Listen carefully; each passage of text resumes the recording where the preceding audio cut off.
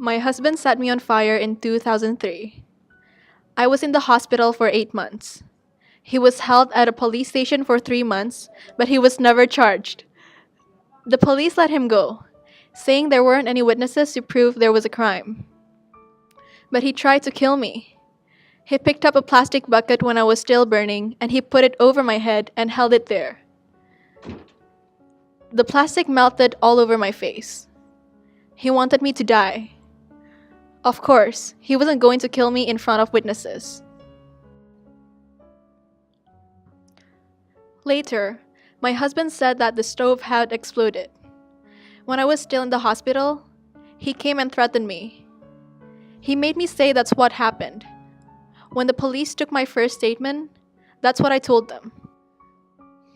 Later, I told them what really happened, but they said it was only my word against my husband. My husband's father used to be in the Air Force, but is now retired and receives a pension. The police don't want to get involved in a case involving a relative of the military. I want to be independent. I want to be able to earn money to look after myself, and I want somewhere to live. I don't want to be dependent on my mother-in-law, and I don't want to live alone. I'd like to live with women who have been through the same kind of thing I have, in a place where we could look after and help each other. Only few dares to speak up. It is inevitable that women are often discredited and discriminated. It is embedded in their cultures throughout the world, especially in Indonesia. History always means his story. Hypermasculinity carves the norms in our society.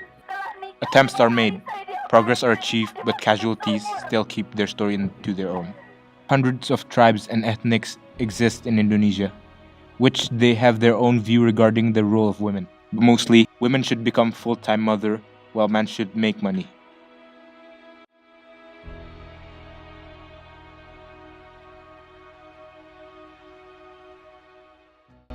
For 70 years, Indonesia have the right to choose their own path. How many more years should women be suppressed?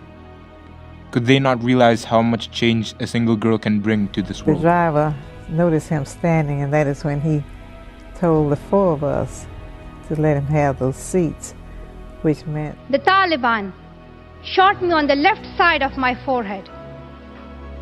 They shot my friends too. They thought that the bullet would silence us. But they failed. It is never the idea that caused the violence. It is the ego that have grown and nurtured for years. If there is one thing I know for certain, it is that this has to stop. How men's ego is amplified by common understanding throughout men.